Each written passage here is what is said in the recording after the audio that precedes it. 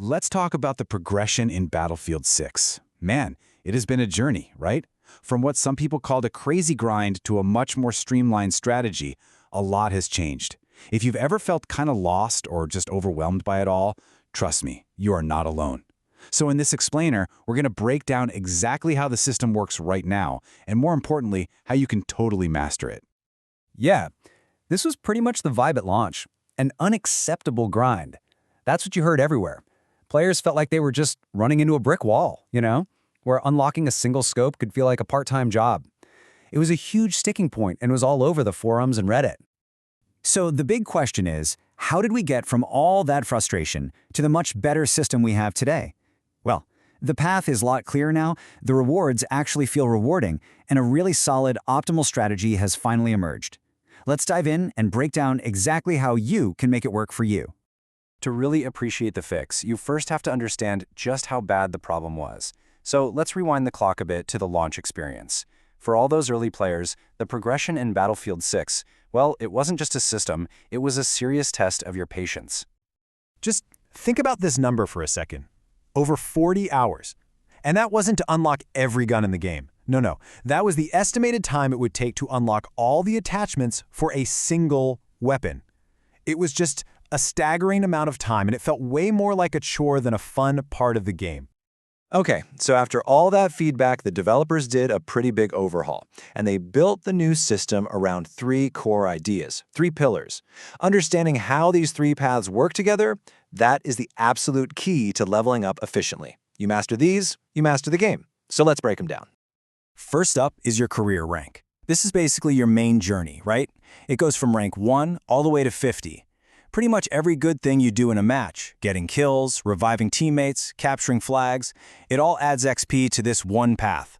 By the time you hit rank 50, bam, you've unlocked the entire strategic toolbox of base weapons and gadgets. Now, running right alongside your career rank, you've got assignments. You can think of these as specific in-game challenges that unlock the really specialized high-tier gear. These are kind of the gatekeepers to the hardware that lets you build those very specific, powerful loadouts. And the third pillar is hardware mastery. This is where the deep grind is. Every single weapon and every vehicle has its own dedicated XP bar. The more you use something, the more you level it up. This is how you're going to unlock all your attachments and, for those who are truly dedicated, some seriously cool cosmetic rewards that let you show off. What's cool about this system is that you feel the progress right from the get-go. I mean, as early as rank 2, you get the M4A1, which is a fantastic all-around carbine. Then by rank 10, you've got the recon drone, which opens up totally new ways to play. The milestones actually feel meaningful, all the way up to getting monsters like the TR7 at rank 50. But that brutal initial grind we were talking about, it didn't just quietly disappear. Oh no. It actually sparked this dramatic conflict, a real tug-of-war between frustrated players and the developers. A conflict that would completely change the game's progression forever. This was the XP farm revolution. So let's walk through what happened. It all starts at launch with this massive player frustration.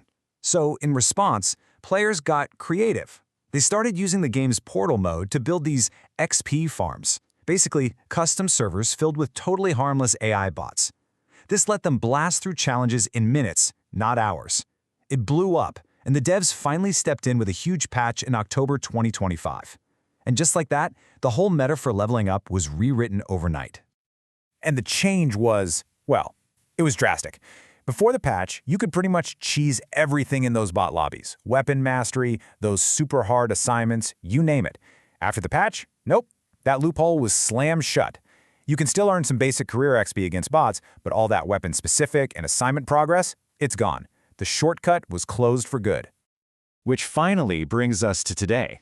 With all those exploits patched out, a new, legitimate, and honestly a more rewarding way to level up has taken over. This next section is your ultimate guide to the post-nerf meta. This is your new roadmap to mastery. So, the best strategy now can be broken down into 4 pretty clear phases. Step 1, just focus everything on hitting career rank 50. That unlocks all your core tools. Step 2, as you unlock the really good meta-defining weapons, start using them immediately. Step 3, take those specific weapons into the domination game mode, because it's by far the fastest way to grind attachments. And Step 4, through this whole process, always be using what I call force multipliers, things like XP boosts and challenges to speed everything up. So where should you actually be spending your time? Well, it really depends on your goal. If you're trying to level up your overall career rank, nothing beats Breakthrough. The constant action around objectives makes it a gold mine for XP. But if you're laser focused on leveling up a specific weapon, Domination is king. It has the highest weapon XP rate in the game. Conquest is kind of the middle ground, a bit slower, but a steady gain for both. And finally, please, do not forget your force multipliers. These are simple things you can do that give you a huge boost. Always pop an XP booster before you sit down for a long session. Actively go after your daily and weekly challenges. They give you massive chunks of XP. And hey, even just playing in a squad gives you a passive bonus. It's literally free XP. Don't leave it on the table. So, you did it. You hit rank 50. You've unlocked all the weapons, all the gadgets. What happens now? Well, this is where the end game begins. After rank 50, the journey changes from unlocking gameplay stuff to the prestige path, earning awesome rewards that really show off your dedication. Yeah, once you pass that magic number 50, you officially have everything you need that actually affects gameplay. From this point on, the grind is all about prestige. Every new level you gain is about earning exclusive cosmetics, things like weapon charms, unique skins, and cool player card flair that shows everyone else in the lobby just how much time you've put in. For any weapon you really love, the ultimate prize comes at hardware rank 50. You unlock a cosmetic package called Unstoppable Force. This awesome bronze and gray skin is basically this game's version of gold camo. It's an undeniable signal to everyone in the match that you have completely mastered that weapon.